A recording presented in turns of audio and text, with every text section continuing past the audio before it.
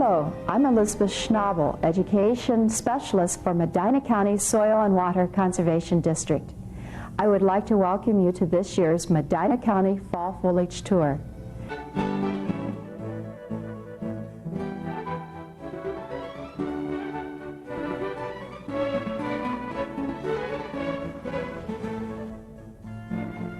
Pioneers in the Park is located at Buckeye Woods County Park.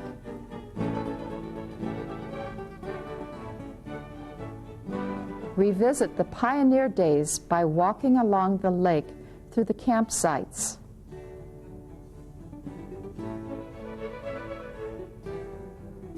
Learn of the pioneers' daily duties of making campfires and cooking. The Dutch oven makes delicious pioneer meals.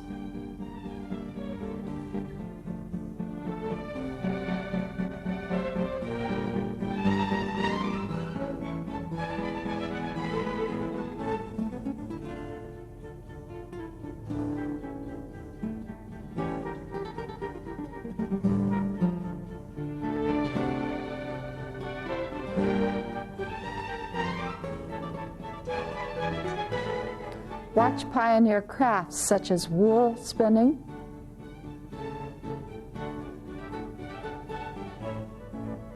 and chair caning.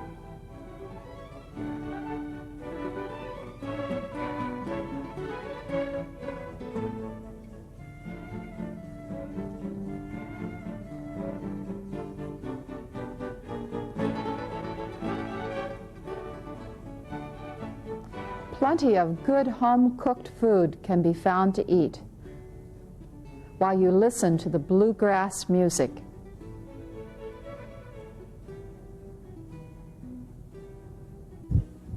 Mike does.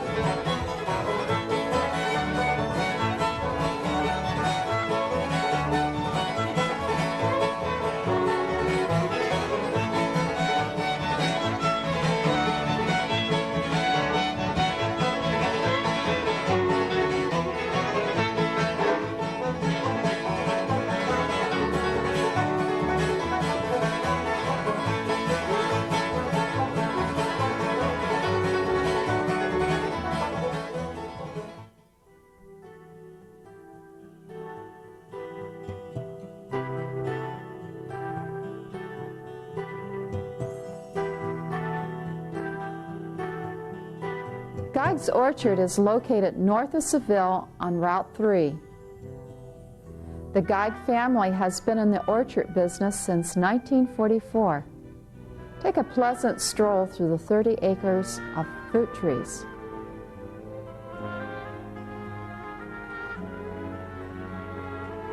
Inside the produce store, you will see apples being sorted, graded, and packed.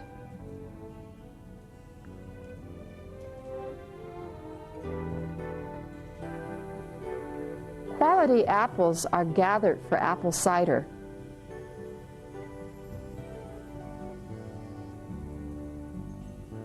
The apples are washed and chopped in a hammer mill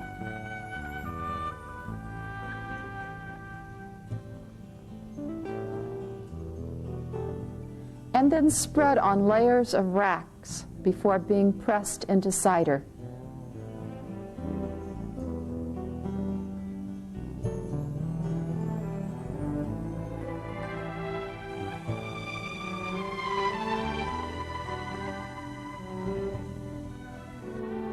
To celebrate the Ohio Bicentennial, a beautiful handmade quilt was made by a local neighbor and put on display in Geig's Market.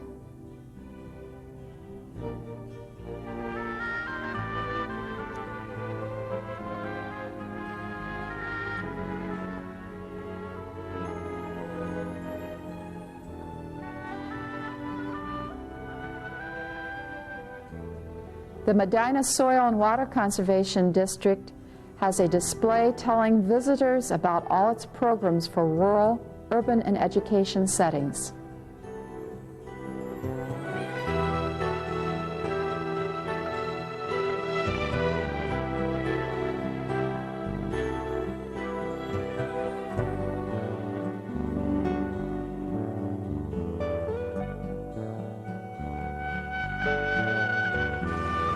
Hello and welcome to Crop King. Crop King is a provider of greenhouses and controlled environment agriculture systems for the production of high-value specialty crops, your salad crops like lettuce, tomatoes, cucumbers, and many others. In our greenhouse, you'll see a number of different crops growing in a number of different systems. Over here to my left is one of our experimental systems. This is what we call aquaponics. And aquaponics is a combination of hydroponics and aquaculture. This is where the fish provide the nutrient solution for the plants, and the plants in turn filter the nutrient water, send it back to the fish tank, and the two of them grow together very well. In this system we have tilapia, that's the fish we're growing. We're growing herbs, squash, loofah sponge, and several other crops in this aquaponic system. We are a manufacturer of greenhouses. We provide all sorts of equipment and supplies, and we send greenhouses all over the United States and, in fact, around the world. We also have greenhouses for the hobbyists, which we'll see later, and we have products for home use hydroponics to grow houseplants in your home.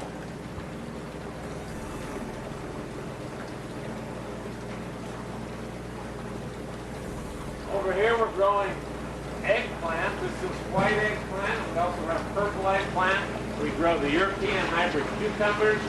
We're also growing jalapeno peppers. We can grow anything hydroponically.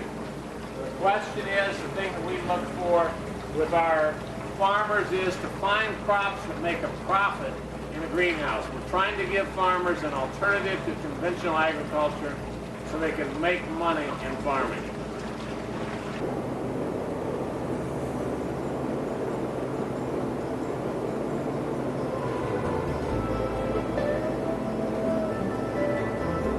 We've got all kinds of little kits for backyard gardens, for patio gardens. You can put a hydroponic garden on your deck or your balcony. And we also have house plants. This is a little ficus plant, and we're not using any soil in these plants at all. This is a product called leca stone. It's an expanded clay pebble that we import all the way from Germany. It's ideal for hydroponics. And what we do is we wash all the soil off the plant's roots. We surround the roots with the leca stone, the clay pebbles, and inside the pot is nothing but the leca stone and the nutrient solution that we mix with water. It makes it very, very easy to grow houseplants this way. People that have a problem growing houseplants in soil have no problem growing them hydroponically. They grow very well. There's even a little water level indicator that tells you how much water and nutrient solution to keep in the pot. So if you go on a vacation, you're gone for a while, you can bring it up to the optimum level. You don't have to worry about watering your plants while you're on vacation. We're in our hydroponic lettuce greenhouse right now, and these are the seedlings that we start to transplant into our system. The seedlings grow in a small cube. This cube is actually made out of rock, basalt rock. We call it rock wool. And these cubes, we can separate them, and when we're ready to transplant the seeds, we simply take one of the cubes, we break them apart, and we put them down in the hole where the lettuce will grow to maturity from that point on. From a small seedling like this until a harvestable head of lettuce, it takes about 30 to 35 days. The plants on this side of the aisle are ready to harvest. We grow them in stages inside this greenhouse. You can see this head right here, ready to harvest. And when we harvest them with the roots. Everything's still attached. It's a living plant. This beautiful head of lettuce. The roots are still attached, so it stays fresh and nice. This is bib lettuce. It's ready to go to the market. All of of our greenhouses here at Crop King are available for people to come and tour. We have a number of school groups, clubs, garden clubs, civic clubs that are interested in bringing groups down to tour the greenhouses. So we do make them available for that purpose. Just give us a call and we'll be happy to set up an appointment for your group to come visit with us.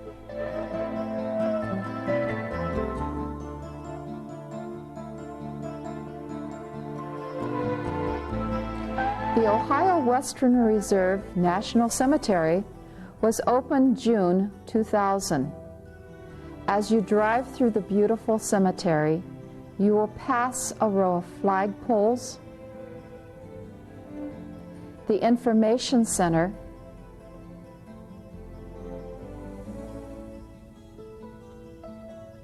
and a stone gazebo where the carillon plays patriotic music.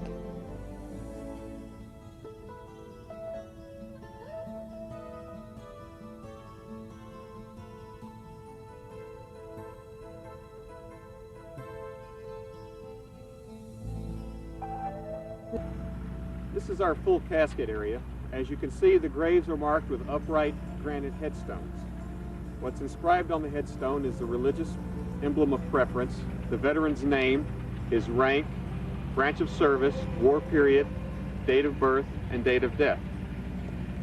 When there is room for an additional inscription, the family may also inscribe things such as loving father, loving mother, beloved wife, rest in peace, or other such things.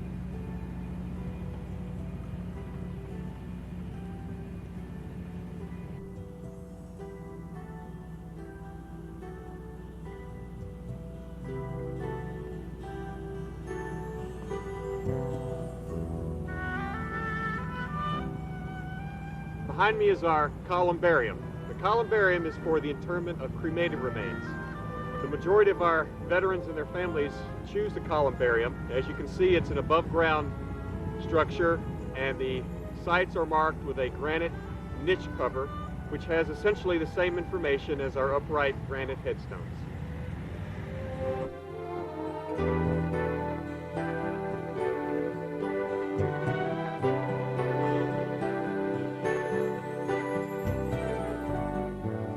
Sky Park Incorporated is located west of Wadsworth.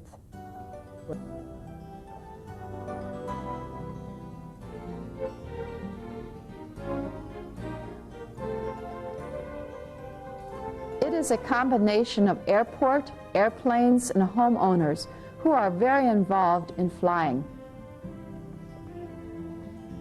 During the Fall Foliage Tour, the Medina Soil and Water Conservation District worked with Sky Park to chart a route over southern Medina County.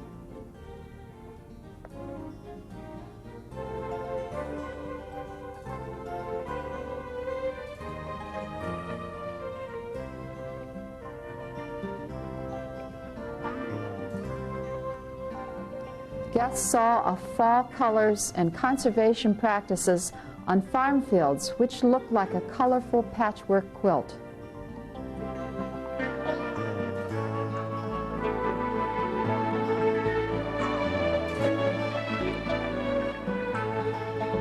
Bob's Windy Ridge Nursery is located north of Wadsworth on Route 94.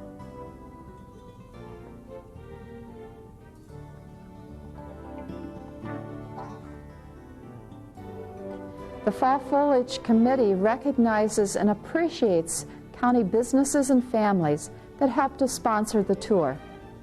Enter the world of colors and aromas created by the greenhouse flora.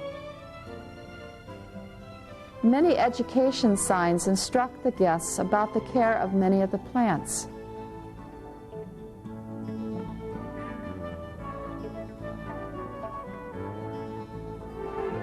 Fall foliage guests learn to cover a pine cone with peanut butter and bird seeds for a perfect bird treat. They also learned and saw many plants that are native to Ohio.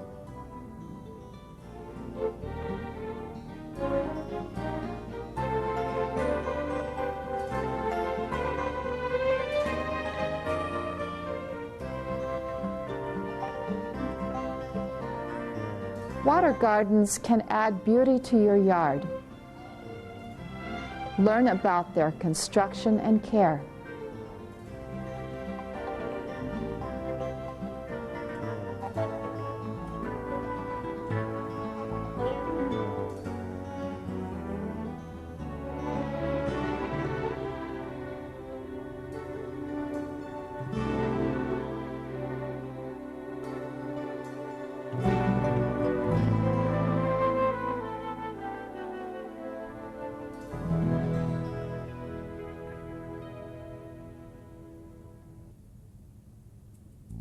Pine and spruce trees lined the long driveway leading to White House Tree Farm.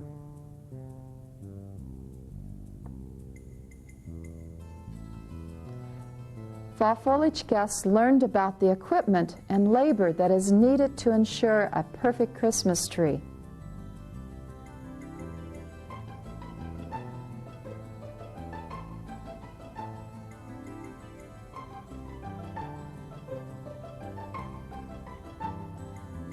To transplant a healthy tree during growing season, a large ball of soil must remain around the tree's roots.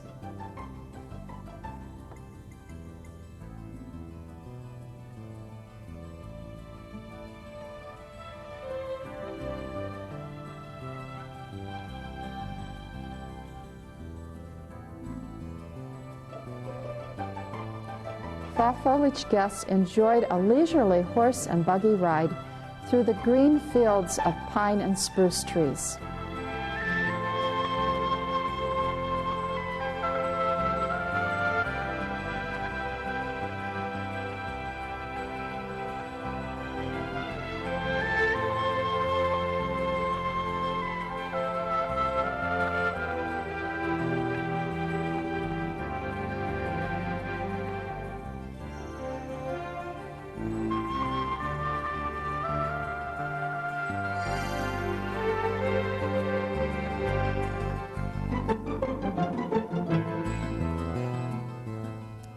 The historic Sharon Town Hall was the site for the Medina County Garden Club's flower show and contest.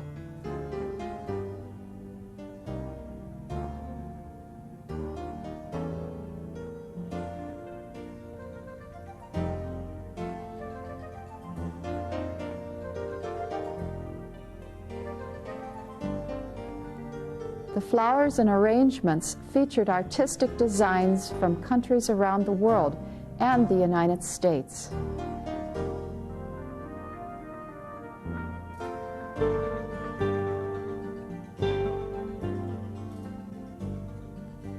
Guests were able to see what is new in horticulture.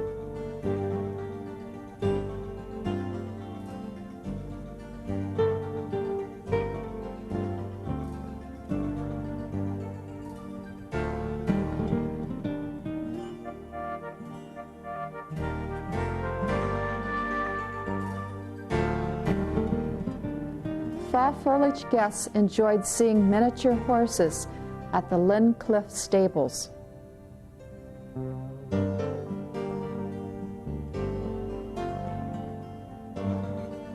Miniature horses were bred and used in coal mines to pull carts out of the mines.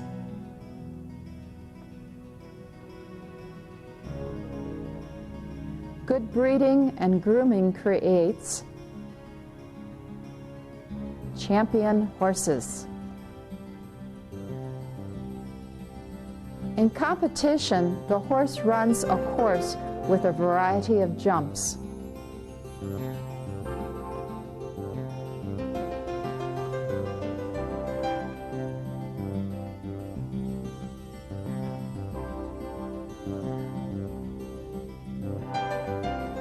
Praise goes a long way.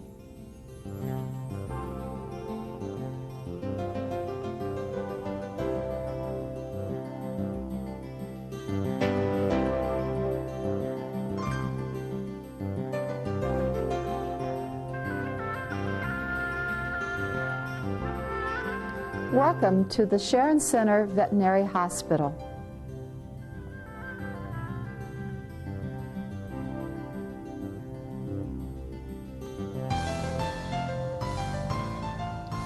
It is located west of Sharon Center.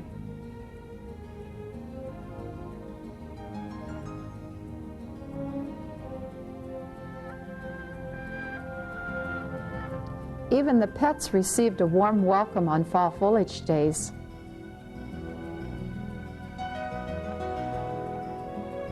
Guests walked through the surgery room and saw many educational displays on the treatments of animal diseases. Guests learned how they can care for the health of their pets.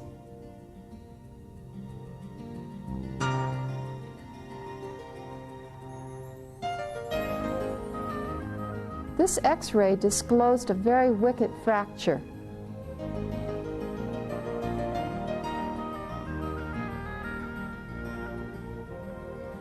Fall foliage guests peeked into the stables to find a variety of animals that can make good pets.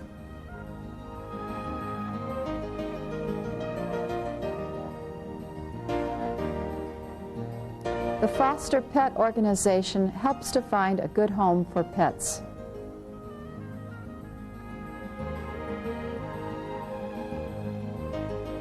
The Time to Play Agility Incorporation demonstrated the results of training and bonding between a dog and its owner.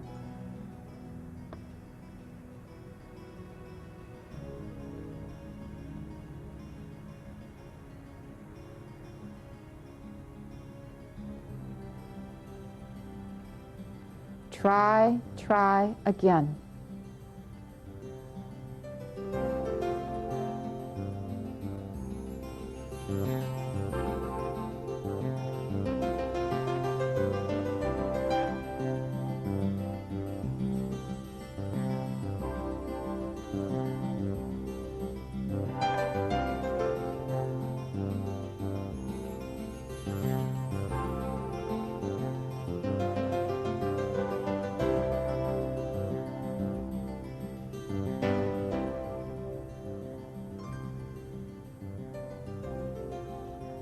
The dogs seem eager to run the agility course.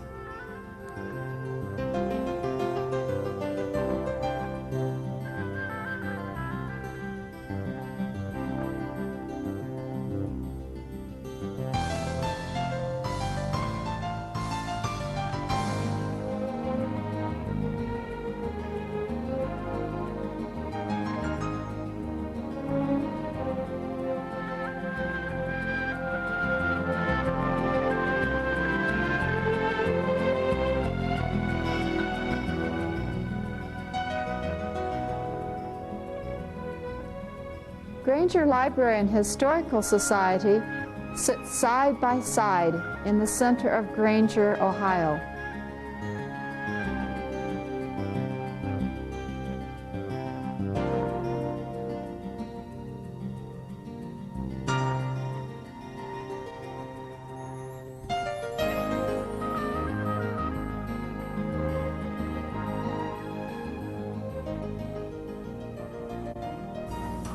I would like to welcome you to the Granger Library and Historical Society. The home that we are in had belonged to Helen Thompson. Helen was our main benefactor, had given her home and property to the township. In the mid-1960s, maintained life use of the house until her death in 1989. The Historical Society took possession of the home at that time. We've attempted to arrange it as Helen would have wanted it. Helen's family had first arrived here in Granger in about 1908, coming from Fairfield County. The home itself was built, the original part, we've determined it was built between 1840 and 1843. It had been the residence of a Dr. Hills, whom we know practiced through the Civil War and possibly up into the 1870s. Again, the Thompson family basically had done some remodeling in the home. Helen was raised here, graduated from Granger School in 1922, but then entered a business school and worked in Cleveland and then in Chicago for 30 years. She bought this home from her mother's estate and rented it out for at least a 20-year period, returning here on her retirement in 1967. Helen again did some major work within the home. It was always her intention to create a museum here. She had a great affinity for boys and girls coming in and seeing the many artifacts of interest to them, and Helen enjoyed talking with children. She was an eccentric lady, fun to know, great personality, but certainly had a mind of her own. She was a career woman all of her life. The things that you see here in this room did belong to the Thompson family. The room looks very similar to what it was when Helen was a child. As we move into other parts of the house, you will see things that belong to the Thompson family or to her mother's family by the name of Work. We refer to this house as the Thompson Work Museum, and within the other rooms we will see family items as well as Helen's extensive doll collection, which she was extremely proud of. Helen had many interesting stories as to how she acquired these dolls. Helen was very proud of two pieces of furniture in this room, both built by her great-grandfather, John Taylor. This cherry secretary and also the cherry corner cupboard were purchased from Helen's aunt's estate. She was thrilled to have them here because, again, she wanted this to be the Thompson Work Museum. Within the china cabinet, there are dishes, the tea leaf china, and some of the other items came from her mother's family. And again, she was very proud of these pieces. The quilt that you see here on the wall is the Granger Township Bicentennial quilt. It was made in 1976 for our bicentennial celebration. We're very proud of this.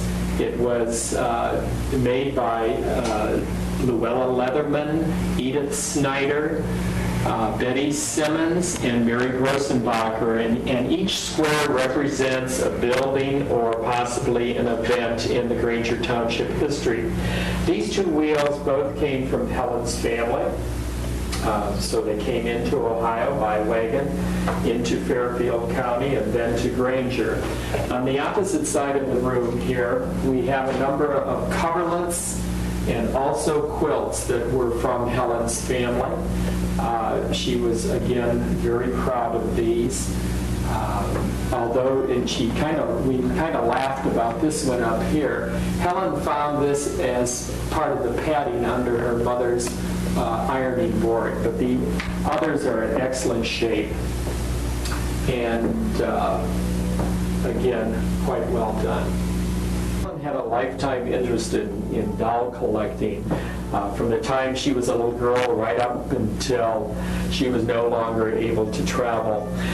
She lived in Chicago for many years and lived near a Salvation Army store, especially during the 30s and the 40s.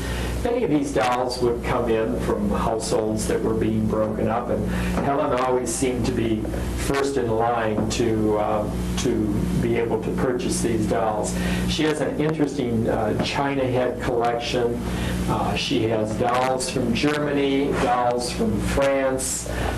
She has theme dolls, any number of dolls which certainly a collector would find interesting. The doll collections that we do have here really are in cases all the way around this room. In this particular case, you see a life-sized little girl. Helen was very proud of her, and also the baby doll, which is called a Willow. It's a full-sized infant. Helen found that in Chicago on one of her trips and carried it all the way home. Was extremely proud of that baby. It's not the most gorgeous baby, but Helen certainly was proud of that. Some of the dolls here in this collection were dressed by the ladies at the Granger Doll Club. In this other case, you will find a small showcase of penny dolls. Helen was very proud of those. She would tell the story of purchasing those at the Granger store, which was right across from the home here. For a penny, she could buy a doll, and she said she would carry those in her apron pocket. The kitchen here in the house is probably a little more typical of the 1920s, more the time period when Helen's mother and father began housekeeping here. This particular stove was not original to the house, but came to us from John and Faye Scanlon, who lived here in Granger. We're now in the Underwood Library. Would like to introduce you to Judge Aldridge Underwood. He was a son of a pioneer family here in Granger Township, graduated in 1906 from Granger High School, graduated from Oberlin College with his law degree, became Medina County prosecutor in the years 1914 to 1918. Judge Underwood donated monies to build this building. He also gave us his book collection and many of the artifacts that you're going to find in this room.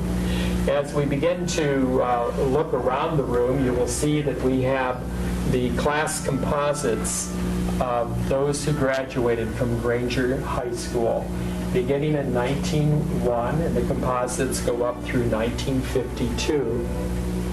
The last two classes being those who graduated from the Granger Sharon High School. Those two townships had consolidated before we became the Highland community. Also, I do keep the Highland annuals here for reference. As we continue around the room, you'll see pictures that do pertain to the township. You will see that the books that we have in the room, many of them pertain to American history. That was kind of our purpose here, to make this a reference library. We also have a very nice collection of children's books, mainly Newbery Caldecott titles. I keep a number of scrapbooks. I have many scrapbooks, pictures of students that had attended Granger School, even some from the one-room school.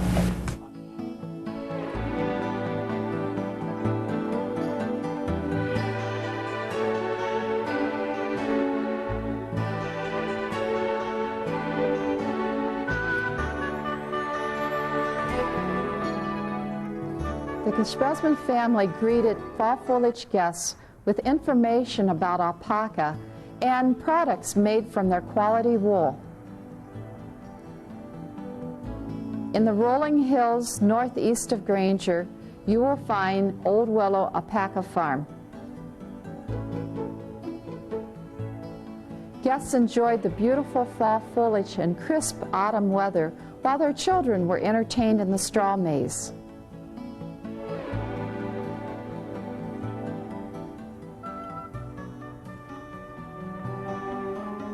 Alpaca are native to South America mountain region and are similar but smaller than the llama. Their wool is high quality and their personalities are gentle and curious. Alpacas have adjusted well in Ohio's weather.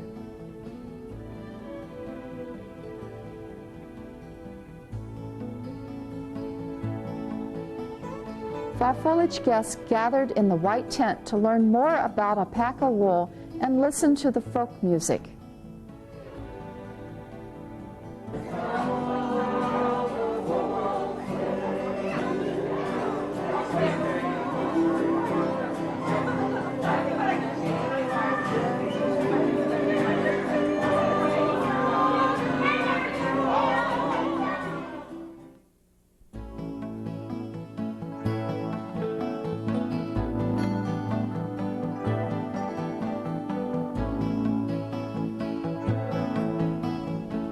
The Medina-Summit Land Conservancy arranged for field days at the Hill and Dale Club. Fall foliage guests enjoyed and learned about many outdoor sports and environmental groups while watching or participating in their activities.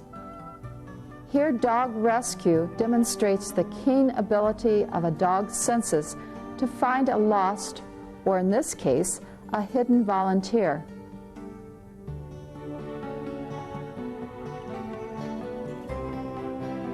Hill and Dale Club has 300 acres of rolling fields and forests dotted with lakes.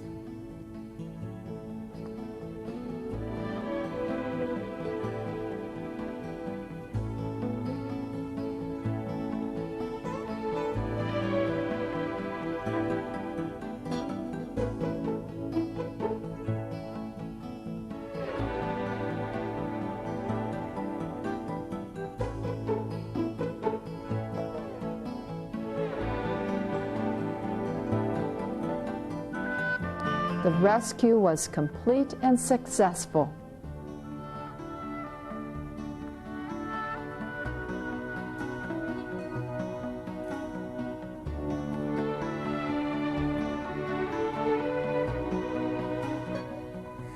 Guests walked down a wooded trail to a lake to watch the retriever demonstration.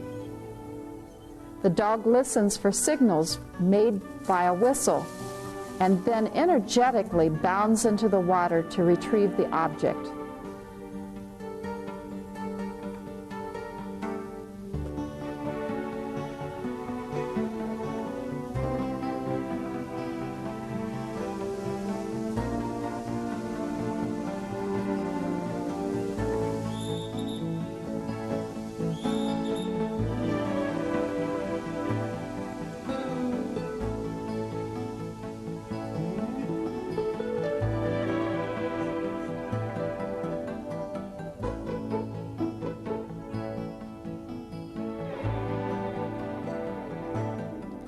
There were many other outdoor field demonstrations, including hatchet and knife throwing.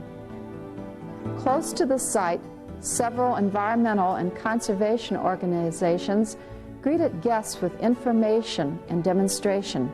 Here, the Medina Soil and Water Conservation District informs guests about Sign Our Stream program, which raises the public awareness about streams. County students design stream signs that can be sponsored by families, organizations, or businesses and placed at a stream road crossing. Okay, I'm Carla with the Soil and Water Office, and this is our stream model. Basically, the water up here, coming from here, is the source, and down here is our delta, where most of the sediment settles out. As the water comes down, it's at a higher gradient here than it is down here, so it's moving faster.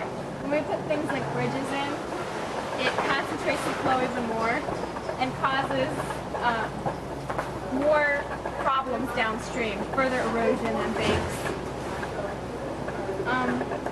The bedrock material, these plastic pieces, serve as the bedrock material, showing rocks that the water's moving faster over, and areas that is just sand and like these little pebbles are more of the sandy-more material.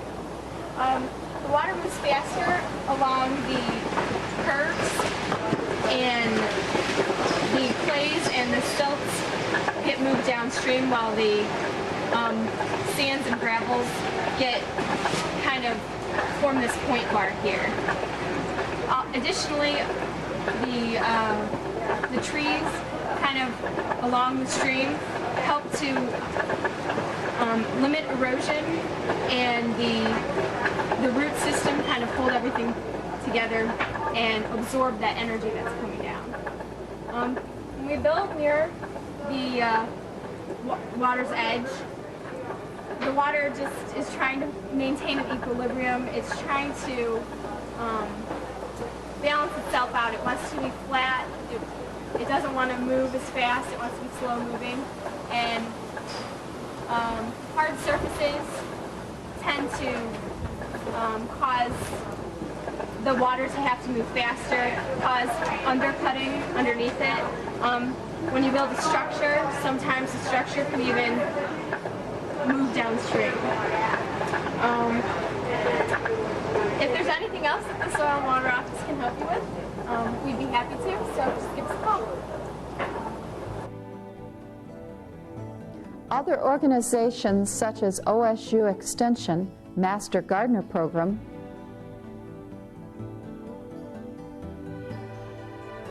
and the Medina-Summit Land Conservancy inform guests about their environmental programs. The Land Conservancy protects land to sustain environmental quality and natural heritage for now and for the future.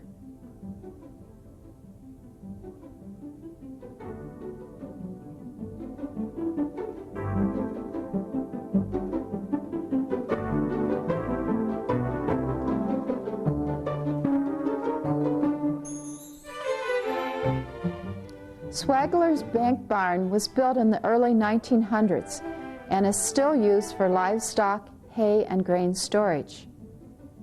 It is a representative of the bicentennial barns for Ohio's bicentennial.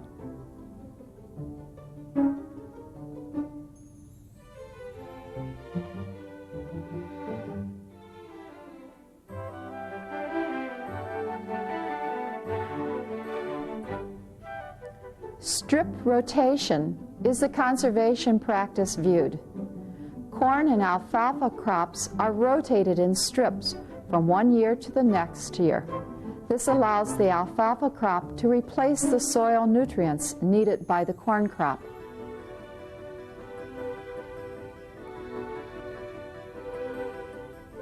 You are looking at contour strips. Here, field rows are placed on the contour of the slope so that the water flow of rainwater is slowed and does not erode away good topsoil.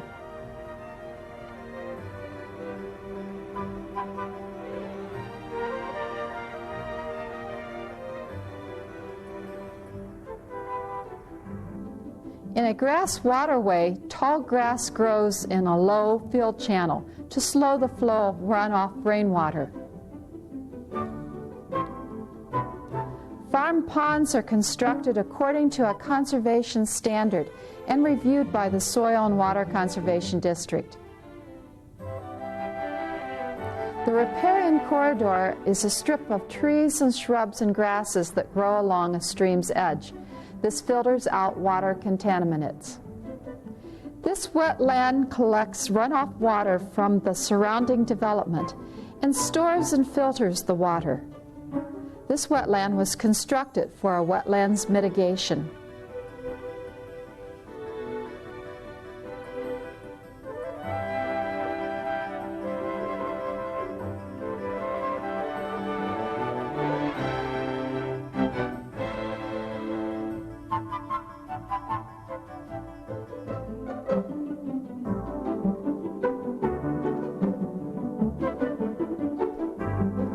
Glass containers break and should not be thrown into the general garbage.